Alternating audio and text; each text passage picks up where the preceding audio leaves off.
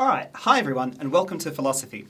Let's start with a bit of an introduction to philosophy itself. We're going to do that by discussing a classic philosophical dilemma. Here's how it goes. There's a train travelling down the tracks completely out of control. There's nothing the train driver can do to stop it. Tied to the tracks down here, in the path of the train, are 5 people who will certainly be killed if the train runs over them. You're this fellow here, standing at the switch. You can pull the lever, and if you do, the train will be redirected up this track, killing 1 person, but saving 5. This, as many of you would know, is a classic philosophical case, and it's one that we give to our students every year at the start of Phil 1001, which is one of the subjects I help to teach here. And pretty reliably when we say, is it morally permissible? Is it okay for the person standing at the switch to pull the lever? 85 to 90% of our students tend to say, absolutely, it's permissible. It's regrettable, of course, to kill the 1 to save the 5, but it's the kind of thing it's morally okay to do, regrettable though the situation might be. That seems to suggest this apparently quite plausible principle. It is permissible to kill 1 to save 5.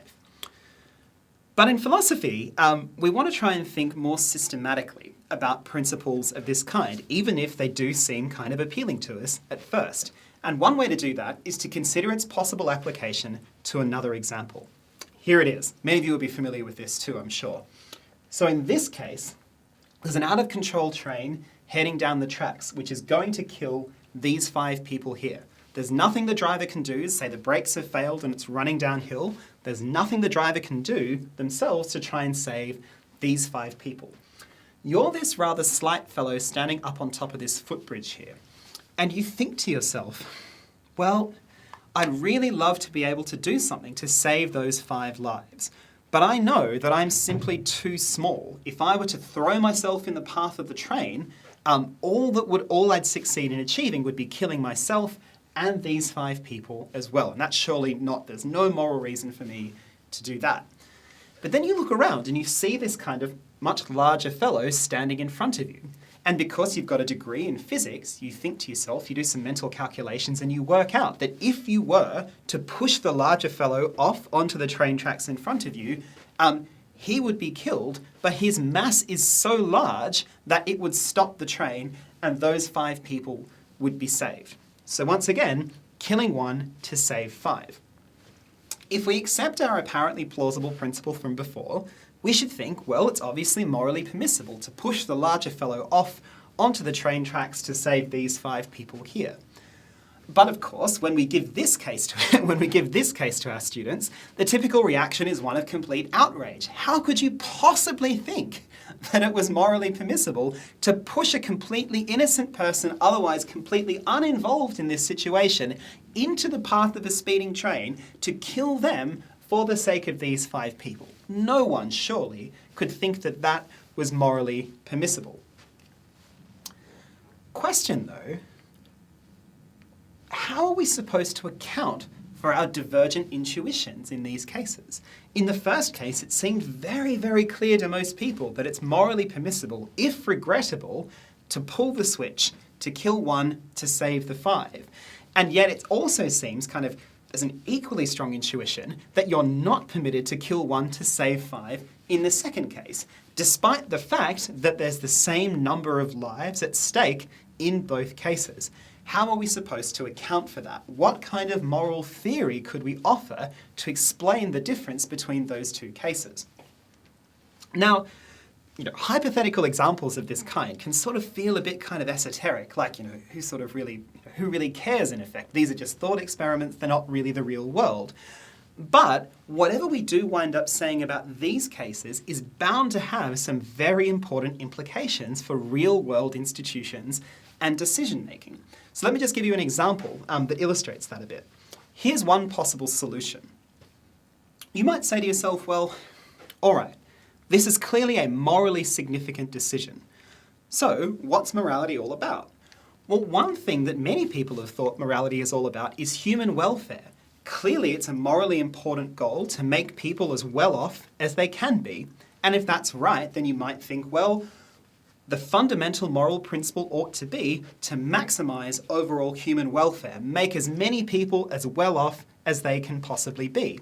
And we should do that even where this seems counterintuitive, as in the second case. It'll clearly maximise welfare to kill the larger gentleman to save the 5 people on the train tracks. It doesn't feel like the kind of thing we ought to do. It seems very counterintuitive, but perhaps human welfare is sufficiently important that we ought to just do it anyway. Now, many philosophers have defended that idea, and it can seem very plausible because, after all, as we've said, welfare surely is a very good thing from a moral point of view, very important. And you might say, well, look, once you've accepted that, it's surely best that we should have as much of it as possible. So there's a lot to be said in favour of this principle, I think. And yet, it also, many people have pointed out, has some highly controversial implications. So let me give you just one. So think about the current COVID-19 pandemic. And we know that in some pretty tragic instances, hospitals have had to make choices as to the kinds of people whose lives they will make attempts to save and the kinds of people who regrettably they're going to have to turn away. These are cases of acute scarcity where there's large numbers of very sick people and not enough ICU beds and ventilators to care for all of them. Suppose hospitals were to make their decisions as to who they choose to treat on the basis of our principle, maximise overall human welfare. Well, in practice, what that would be likely to mean is that hospitals should always attempt to save the lives of healthy young people without any pre-existing health conditions, because those are the people that are likely to have the highest quality life if they recover from the severe infection, and will also have the longest amount of time to continue living. And the kinds of people that should be shut out in those cases are the elderly, who perhaps don't have very many years of life left afterwards, and so will make a lower overall contribution to welfare if their lives were saved. And similarly, people with severe pre-existing health conditions, whose quality of life may be lower, even if they're able to recover from the coronavirus. Now, perhaps that's right, perhaps that is correct, but it has seemed to very many people that that's much too quick, that there's many more issues at stake here than just maximising overall human welfare. And we need a more sophisticated principle for moral decision making. So there's an important question, what to say about all of this. And what you end up saying in these kind of simple trolley case type examples can have, as we can see, very serious implications for probably the most serious problem that's affecting the world right now. In philosophy, what we try and do is study problems of this kind, difficult, challenging problems, and we try and find ways to think precisely about them. And here are some examples of the kind of problems that you'll get to study if you come and do some philosophy with us at UWA. You'll study the ethics of artificial intelligence, the new kinds of ethical challenges that are arising with cutting-edge digital technologies. You'll look at questions of global and environmental justice. For example, how should the world try and respond to climate change in a way that's both effective at addressing the problem and shares the costs of doing so fairly among the nations and peoples of the world? Do we have free will? And if we don't, what are the implications for our current practices of, say, holding people responsible and criminally punishing them for wrongdoings? Is there room for such a thing as causation in a naturalistic, scientifically respectable picture of the world? Similarly, the human mind. Is there any such thing as human consciousness? Is there any room for that in a scientific worldview? What makes an argument logical and cogent? What makes an argument persuasive, and how can you tell? Does God exist, and how could you know? And many other problems besides these. Along with studying fascinating problems of that kind that I think the vast majority of our students, and certainly I, find fascinating and engaging, you'll also acquire crucial transferable skills in critical thinking, communication, argument, and analysis, all of which are highly valued by employers. It's an old kind of cliche that a philosophy degree makes you completely unemployable, but there's not really very much evidence to support that.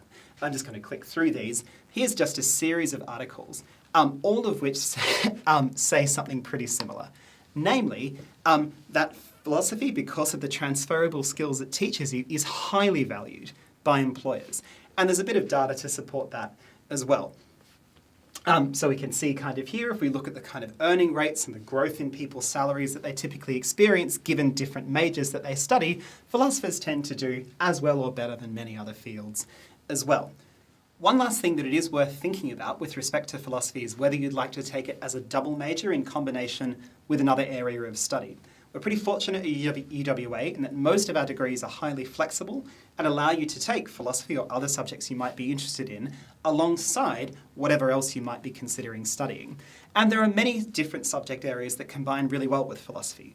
Many political issues are deeply philosophical, and so we do find that many students who study politics also get a lot out of taking a second major in philosophy. Similarly with law and society, psychology, physics, mathematics, computer science, but philosophy makes a good combination major with virtually anything that's on offer here at UWA.